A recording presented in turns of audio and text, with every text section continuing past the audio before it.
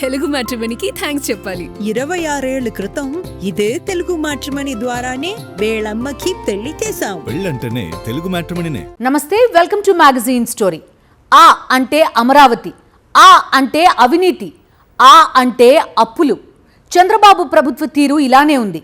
అమరావతి పేరుతో అవినీతి, అమరావతి మాటున అవినీతి, అమరావతిలో అంగుళానికొక కుంభకోణం, అడుగుకొక స్కామ్, అంతులేని అబద్ధాలు, అనంతమైన మోసాలు. అమరావతి పేరుతో చేస్తున్న అప్పులు, అమరావతి వైపు చూపిస్తూ సంక్షేమానికి అభివృద్ధికి నీళ్లొదిలేసిన పాలకులు. ఇలా చెప్పుకుంటూ పోతే అమరావతి కేంద్రంగా ఆంధ్రప్రదేశ్కి చంద్రబాబు ప్రభుత్వం చేస్తున్న వంచన కూడా ఎంతైనా చెప్పొచ్చు. అమరావతిలో మౌలిక సదుపాయాల కల్పనకే 8 నుంచి 10 లక్షల కోట్ల రూపాయలు కావాలంటే అసలు అది ఎప్పుడు పూర్తవుతుందో ఎవరికీ అర్థం కాని పరిస్థితి. ఈ క్రమంలోనే అమరావతి మాటున ఏపీ ప్రజలకు మరో షాక్ ఇచ్చేశారు చంద్రబాబు. ఆంధ్రప్రదేశ్లో ఇంధన సంక్షోభానికి కారణం ఎవరో తెలుసా? అమరావతే. దీనిపైనే ఇవాల్టి మ్యాగజైన్ స్టోరీ. అమరావతిని న్యూయార్క్ చేస్తాం, బీజింగ్ చేస్తాం, కాదు అమరావతిని లండన్ చేసేస్తామని ప్రజల కళ్ళకి ఇంకా గ్రాఫిక్స్ గంతలు కడుతూనే ఉన్నారు. 10 ఏళ్లు గడిచినా అమరావతి సింగపూర్ కాదు కదా, సింగినాథన్ జీలకర్ర కూడా కాలేదు. కానీ అమరావతి పేరుతో వేల కోట్ల రూపాయలు అప్పులు చేసి పారేశారు.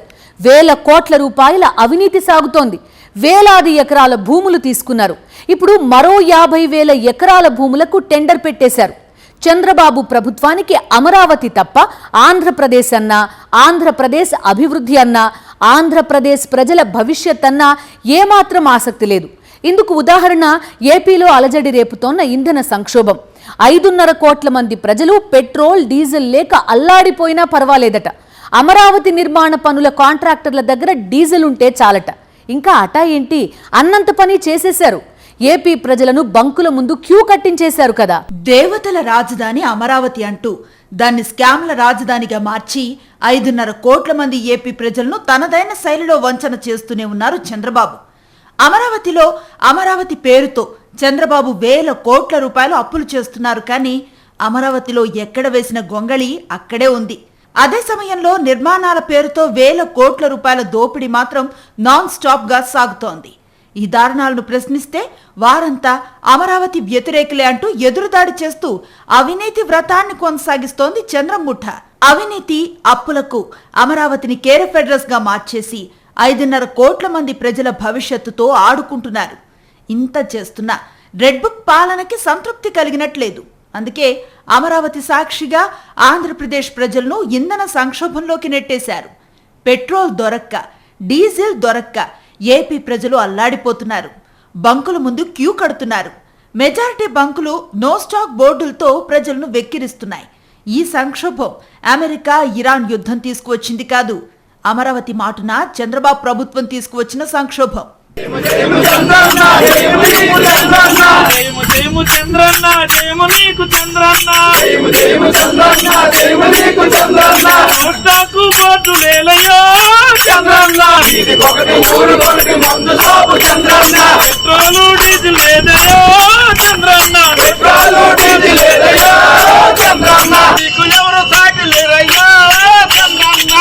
కాదు చంద్రన్న విష్ణరి నీవు చంద్రన్న కాదు చంద్రన్న విష్ణరి నీవు చంద్రన్న మోటాకు బోధులేలయో చంద్రన్న మోటాకు బోధులేలయో. రాజధాని నిర్మాణ పనులు చేస్తున్న కాంట్రాక్టర్లకు 100 కోట్ల మేర ప్రయోజనాన్ని చేకూరుస్తూ చంద్రబాబు సర్కార్ తీసుకున్న నిర్ణయమే ఏపీలో డీజిల్, పెట్రోల్ కృత్రిమ కొరతకు దారితీసింది. వాణిజ్య అవసరాల కోసం వినియోగించే కమర్షియల్, బల్క్ డీజిల్ ను సాధారణ ప్రజల కోసం ఏర్పాటైన రిటైల్ పెట్రోల్ బంకుల్లో కాంట్రాక్టు సంస్థలకు తక్కువ ధరకు విక్రయించాలని చమురు కంపెనీలను చంద్రబాబు ప్రభుత్వమే ఆదేశించింది. ఈ నెల 24న అలా ఆదేశిస్తూ జారీ చేసిన సర్క్యులరే ఇంధన సంక్షోభానికి అసలు కారణం. వాణిజ్య అవసరాలకు బల్క్ లో డీజిల్, పెట్రోల్ అవసరమవుతుంది. కాంట్రాక్టర్లు నేరుగా ఆయిల్ మార్కెటింగ్ కంపెనీల నుంచే బల్క్ గా డీజిల్ కొనుగోలు చేయాలని కేంద్ర పెట్రోలియం, సహజ వాయువుల శాఖ నిబంధనలు విధించింది. వాణిజ్య అవసరాలకు బల్క్ గా కొంటే లీటర్ డీజిల్ కు 153 రూపాయలు చెల్లించాలి. అదే పెట్రోల్ బంకుల్లో రిటైల్ గా కొంటే డీజిల్ లీటర్ ధర 98 మాత్రమే. అంటే 1 లీటర్పై 55 మేర రాజధాని కాంట్రాక్టర్లకు బాబు సర్కార్ ప్రయోజనం చేకూర్చేందుకు సిద్ధమైనట్లుగా స్పష్టమవుతుందని ఓఎంసీ వర్గాలు చెబుతున్నాయి. బంకుల నుంచి రిటైల్ ధరకు కాంట్రాక్టర్లకు భారీ మొత్తంలో డీజిల్ను అందించడం వల్లే ఏపీలో డీజిల్, పెట్రోల్ దొరక్క అన్ని వర్గాల ప్రజలు తీవ్ర ఇబ్బందులు పడుతున్నారు. పంట కోతలు, పరిశ్రమల్లో ఉత్పత్తులు ఆగిపోయాయి. డీజిల్, పెట్రోల్లో కొరతతో రాష్ట్రం స్తంభించిపోయినా అంతా బాగుంటుందంటూ ప్రభుత్వం చెప్పటంపై ప్రజలు మండిపడుతున్నారు. డీజిల్, పెట్రోల్ రూపంలో బ్లాక్ మార్కెట్ దందాతో కృత్రిమ కొరత సృష్టించి దోచుకోవాలని చూసిన మీ పన్నాగం భారతదేశంలో ఏ ఒక్క రాష్ట్రంలో అయినా ఈ పరిస్థితి ఉందా చంద్రబాబు నాయుడు అని అడుగుతా ఉన్నా. మన రాష్ట్రంలో ఎందుకు మీరు ఈ విధంగా సృష్టించారు, దీనికి కారణం ఏంటి అని చెప్పేసి ఒక్కసారి బేరీజ్ చేసుకుంటే రాష్ట్ర ప్రజలకు చెప్తా ఉన్నా, దీనికి కారణం పాలకులే. దీనికి కారణం తెలుగుదేశం పార్టీలో ఉన్న ప్రజలని దోచుకొని తినాలని చూసిన దుర్మార్గులే ఈ కొరతకి కారణం.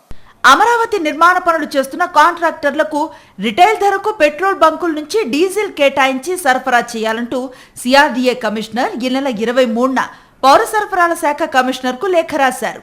ఆ మరుసటి రోజే పౌర సరఫరాల శాఖ కమిషనర్ కె కన్నబాబు దీనిపై స్పందించి రాజధాని పనులు చేస్తున్న కాంట్రాక్టర్లకు 27,566.25 కిలోలీటర్ల డీజిల్ అంటే 2,75,66,250 లీటర్ల డీజిల్ ను రిటైల్ ధరకు పెట్రోల్ బంకుల్లో కేటాయించి సరఫరా చేయాలని ఆదేశిస్తూ ఉత్తర్వులు జారీ చేశారు.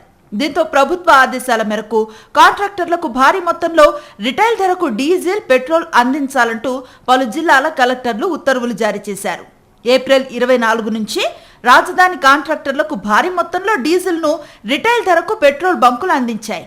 ఆ రోజు నుంచే రాష్ట్రంలో ఇంధన కొరత ఏర్పడి రోజు రోజుకు తీవ్రంగా మారి సంక్షోభంగా రూపాంతరం చెందింది. రాజధాని పనులు చేస్తున్న కాంట్రాక్టర్లకు భారీ మొత్తంలో రిటైల్ ధరలకు పెట్రోల్ బంకుల నుంచి డీజిల్ అందించాలని చంద్రబాబు ప్రభుత్వం జారీ చేసిన ఆదేశాలను కేంద్రం తీవ్రంగా తప్పుబట్టింది. ఇది చట్ట వ్యతిరేకమని స్పష్టం చేసింది. తక్షణమే ఆ ఉత్తర్వులు ఉపసంహరించుకోవాలని సూచించింది. ఈ మేరకు ఏప్రిల్ 25న రాష్ట్ర ప్రభుత్వ ప్రధాన కార్యదర్శి జి సాయి ప్రసాద్ కు కేంద్ర పెట్రోలియం, సహజ వాయువుల శాఖ కార్యదర్శి డాక్టర్ నీరజ్ మిఠల్ లేఖ రాశారు. రాజధాని నిర్మాణ పనులు చేస్తున్న కాంట్రాక్టర్లకు బల్క్ గా రిటైల్ ధరలకు డీజిల్ సరఫరా అందించాలంటూ చంద్రబాబు సర్కార్ జారీ చేసిన ఉత్తర్వులను ప్రస్తావిస్తూ ఆ ఉత్తర్వులు నిత్యావసర సరుకుల చట్టం 1995ను ఉల్లంఘించటమేనని ఆ లేఖలో తేల్చి చెప్పారు. ఇది పెట్రోల్, డీజిల్ కొరతకు దారితీస్తుందని ఆందోళన వ్యక్తం చేశారు. ఈ నేపథ్యంలో ఈ నెల 24న పౌర సరఫరాల శాఖ కమిషనర్ జారీ చేసిన ఉత్తర్వులను తక్షణమే ఉపసంహరించుకోవాలని రాష్ట్ర ప్రభుత్వ ప్రధాన కార్యదర్శికి తేల్చి చెప్పారు. రాష్ట్రంలో ఇంధన సంక్షోభం తీవ్ర రూపం దాల్చి జనజీవనం స్తంభించిపోతున్నా సరే రాజధాని కాంట్రాక్టర్లకు ప్రయోజనం చేకూరుస్తూ చంద్రబాబు ప్రభుత్వమే ఉత్తర్వులు ఇచ్చింది. ఆ తర్వాత ఇంధన సంక్షోభం ఏర్పడటంతో ఆ చమురు కంపెనీలపైన సీరియస్ అయినట్లుగా చంద్రబాబు తెగనటించేశారు. ఈ మొత్తం కుట్ర ఆధారాలతో సహా బయటపడటంతో అమరావతి కోసం తమను పెట్రోల్ బంకుల ముందు పడిగాపులు పడేలా చేసిన చంద్రబాబుపై 5.5 కోట్ల మంది ప్రజలు తీవ్ర ఆగ్రహాన్ని వ్యక్తం చేస్తున్నారు. ప్రపంచ స్థాయి రాజధాని, నాకు భూమిస్తే చాలు మీరంతా కోటీశ్వరులైపోతారు, తరతరాలు కూర్చుని తిన్నా తరగని శ్రీమంతులైపోతారని అరచేతిలో అమరావతి చూపించడంతో రాజధానికి భూములిచ్చారు రైతులు. 10 ఏళ్ల క్రితం భూములిచ్చిన వేలాది మంది రైతుల పరిస్థితి అత్యంత దయనీయంగా ఉంది. పెళ్లిడుకొచ్చిన ఆడపిల్లలు, ఉన్నత విద్యను అభ్యసించడానికి సిద్ధమైన పిల్లలు, చేతిలో రూపాయి లేదు. ఇచ్చే కౌలు గతంలో చేసిన అప్పుల వడ్డీలు కట్టడానికి చాలడం లేదు. లోన్ కోసం వెళ్తే బ్యాంకులు పొమ్మంటున్నాయి. ఇటు చూస్తే చంద్రబాబు ప్రభుత్వం ఇంకా నమ్మించే కుట్ర చేస్తూనే ఉంది. రైతులను నట్టేట ముంచుతూనే ఉంది. మరింత మంది రైతుల ఉసురు పోసుకోవడానికి మరో 50,000 ఎకరాలకు స్పాట్ పెట్టేసింది.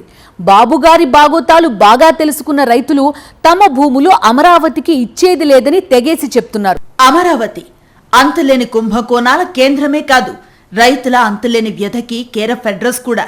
రాజధాని పేరుతో రైతుల నుంచి భూములు లాక్కొని 10 ఏళ్లు దాటిపోయింది. అమరావతి పేరు చెప్పుకొని వేల కోట్ల రూపాయలు దోచుకోవటం తప్ప జరిగిందేం లేదు. అమరావతి పేరు చెప్పి వేల కోట్ల రూపాయలు, రాబోయే రోజుల్లో లక్షల కోట్ల రూపాయలు దిగమింగటానికి భారీ స్కెచ్ వేసేశారు. అంత డబ్బు ఎలా వస్తుందంటారా? ఏముంది, అడుక్కోవటమే. అదేనండి, అప్పులు చేసి అమరావతికి ఖర్చు పెట్టామని కలరింగిచ్చి ఆ సొమ్మంతా స్వాహా చేసేస్తారన్నమాట. రాజధాని అమరావతి సెల్ఫ్ ఫినాన్స్ సిటీ అంటూ చంద్రబాబు నుంచి మంత్రుల వరకు ఇచ్చే బిల్డప్ తెలుగు ప్రజలకు కొత్తేం కాదు. కానీ నిజమేంటంటే అమరావతి సెల్ఫ్ ఫినాన్స్ సిటీ కాదు. ఆ మాటకొస్తే ఇప్పుడున్న 50,000 ఎకరాల్లో అమరావతిని నిర్మిస్తే అది కేవలం మున్సిపాలిటీ అని కూడా స్వయంగా చంద్రబాబే తేల్చిపారేశారు. అమరావతిలో రోడ్లు, విద్యుత్ లాంటి మౌలిక సౌకర్యాల కల్పనకే 8 నుంచి 10 లక్షల కోట్ల రూపాయల దాకా ఖర్చు చేయాలి. అంటే అన్ని లక్షల కోట్ల రూపాయలు కేవలం రోడ్లు, డ్రైనేజీల కోసం అప్పులు చేయాలన్నమాట. ఇప్పటికే రాజధాని కోసం భూములు ఇచ్చి రోడ్డును పడిన వేలాది మంది రైతుల గోడు చంద్రబాబు పట్టించుకోవటం లేదు. వారికి తిరిగి ఇవ్వాల్సిన రిటర్నబుల్ ఫ్లాట్స్ సంగతి ఏ మాత్రం పట్టించుకోవటం లేదు. అసలు ఎక్కడ ఫ్లాట్లు కేటాయిస్తారో చెప్పే పరిస్థితే లేదు. రైతులు గట్టిగా అడిగినప్పుడు మాత్రం లాటరీ వేస్తున్నామంటూ కొంత హడావుడి చేసి కాగితాలు చేతిలో పెడుతున్నారే తప్ప రైతులకు ఫిజికల్ గా తమ భూమి ఎక్కడ ఉందో చూపించటం లేదు. కొంతమంది అత్యంత జాగ్రత్తగా పరిశీలన చేసినప్పుడు చాలా మంది రైతులకు చెరువుల్లోనూ, వాగు పోరంబోకు భూముల్లోనూ, అలాగే రాజధాని కోసం రైతులు ఇవ్వని భూముల్లోనూ ప్లాట్లు కేటాయించినట్లుగా తేలింది. దీంతో ఆ రైతులు లబోదిబోమంటూ సిఆర్డీఏ కార్యాలయాల చుట్టూ తిరుగుతున్నారు. కానీ వారి సమస్యల పరిష్కారం అనేది జరగటం లేదు. చంద్రబాబు ప్రపంచ స్థాయి నగరంగా అమరావతిని నిర్మిస్తా అన్నప్పుడు భూములిచ్చిన రైతులు పొంగిపోయారు. తమ పిల్లల భవిష్యత్తు బంగారమే అని సంబరపడ్డారు. 10 ఏళ్లు గడిచిపోయాయి. నాడు రైతుల చిన్న పిల్లలంతా ఇప్పుడు ఉన్నత చదువులకొచ్చారు. ఆడపిల్లలు పెళ్లేడుకొచ్చారు. ఇటు చూస్తే పొలం లేదు, అటు చూస్తే చంద్రబాబు ఇస్తానన్న రెసిడెన్షియల్, కమర్షియల్ ఫ్లాట్స్ లేవు. పిల్లలకి మంచి చదువులు కూడా చెప్పించలేక అల్లాడుతున్నారు. మొదటి విడత సమీకరణ కింద 10 ఏళ్ల క్రితం భూములిచ్చిన తమకు అప్పట్లో ఇచ్చిన హామీలు ఇప్పటికీ అమలు చేయలేదని, అభివృద్ధి చేసిన రెసిడెన్షియల్, వాణిజ్య, కమర్షియల్ ఫ్లాట్లు ఇవ్వలేదని రైతులు ఆగ్రహాన్ని వ్యక్తం చేస్తున్నారు. రైతుల్లో ఆగ్రహావేశాలు గమనించిన చంద్రబాబు సర్కార్ కాస్త వెనక్కి తగ్గినట్లు తగ్గి మలి విడత భూ సమీకరణకు వ్యూహాత్మకంగా పావులు కదుపుతూ వచ్చారు. రాజధాని ప్రాంతంలో భూముల ధరలు పెరగాలంటే స్మార్ట్ ఇండస్ట్రీస్ రావాలని, అవి రావాలంటే international greenfield airport, sports city నిర్మించాలని చంద్రబాబు, మంత్రి నారాయణ పదే చెప్తున్నారు. వీటి నిర్మాణానికి భూమి అందుబాటులో లేదని వాపోతూ వచ్చారు. రాజధాని 29 గ్రామాలకే పరిమితమైతే అదో చిన్న మున్సిపాలిటీగా మిగిలిపోతుందన్నారు. అంతర్జాతీయ ప్రమాణాలతో ప్రపంచ స్థాయి నగరంగా అభివృద్ధి చెందాలంటే తమ భూదాహం తీరాల్సిందే అని తేల్చేశారు. ఈ క్రమంలోనే గుంటూరు జిల్లా తుళ్లూరు మండలం పెద్దపరిమిలో 2వ దశ భూ సమీకరణ కోసం గ్రామ సభ నిర్వహించారు అధికారులు. 10 ఏళ్లైనా భూములు తీసుకున్న రైతులకు న్యాయం చేయని మిమ్మల్ని ఎలా నమ్మి భూములు ఇవ్వాలని రైతులు ప్రశ్నల వర్షాన్ని కురిపించారు. రాతపూర్వకంగా ప్రభుత్వం తమతో ఒప్పందం చేసుకుని అభివృద్ధి చేసిన ఫ్లాట్లు ఎప్పట్లోగా ఇస్తారో లిఖితపూర్వకంగా చెబితే తప్ప భూములివ్వమని తేల్చి చెప్పారు. అమరావతిలో ఐకానిక్ టవర్లు అన్నారు. కానీ ఐకానిక్ అవినీతికి అమరావతిని అడ్డాగా మార్చేశారు. ప్రపంచ స్థాయి రాజధాని అని పబ్లిసిటీ చేసి దేశంలోనే అతిపెద్ద స్కామ్ కి తెరలేపారు.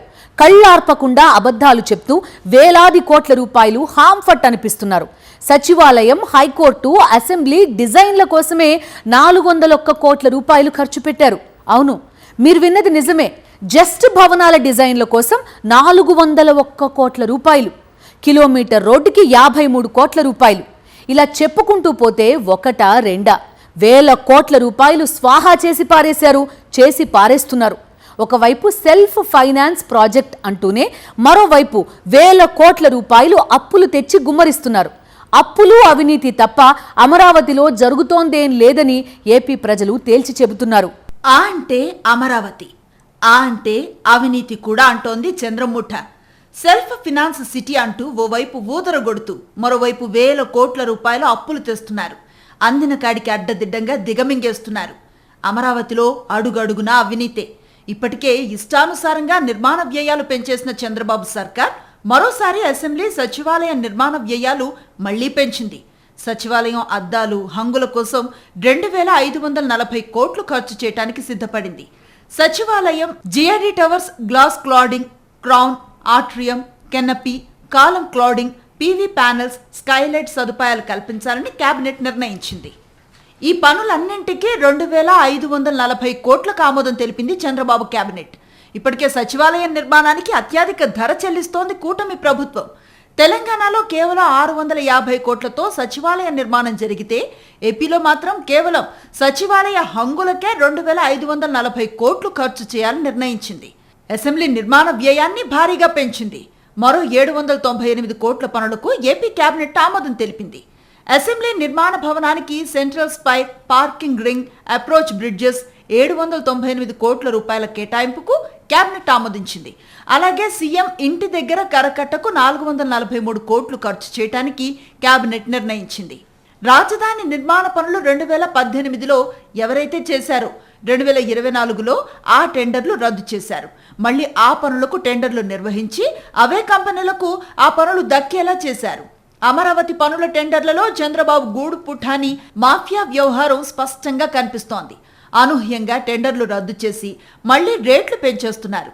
మరోవైపు టెండర్లను రిక్ చేసి మళ్లీ పాత వాళ్లకే కట్టబెడుతున్నారు.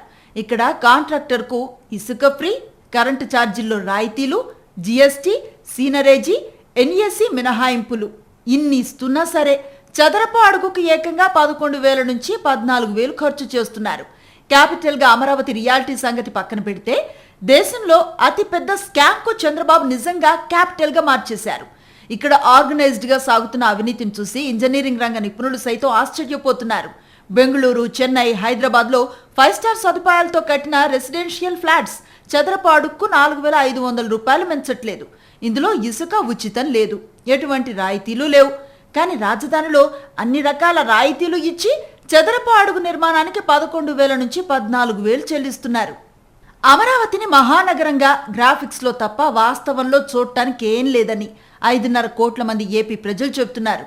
నమ్మి భూములిచ్చిన పాపానికి మా కుటుంబాలను రోడ్డున పడేశారని వేలాది మంది అమరావతి రైతులు కన్నీళ్లు పెట్టుకుంటున్నారు. ఆంధ్రప్రదేశ్ని ప్రమోట్ చేసే సమయంలోనూ చంద్రబాబు ప్రభుత్వం వైజాగ్ ఇమేజ్నే వాడుకుంటోంది. మరి అమరావతి ఎవరికి ఉపయోగపడుతోంది? పచ్చముఠ 1,000 కోట్ల రూపాయలు దిగమింగటానికి మాత్రమే అని సామాన్య ప్రజలు సైతం తేల్చి చెప్తున్నారు. అయినా నిస్సిగ్గుగా చంద్రముఠ అమరావతి మాటున అవినీతి వ్రతం చేస్తూనే ఉంది, అప్పులు తెస్తూనే ఉంది. ఇది ఇవాల్టి మ్యాగజైన్ స్టోరీ. మరో ఇంట్రెస్టింగ్ టాపిక్ తో మళ్ళీ కలుద్దాం. అంతవరకు స్టే ట్యూన్డ్.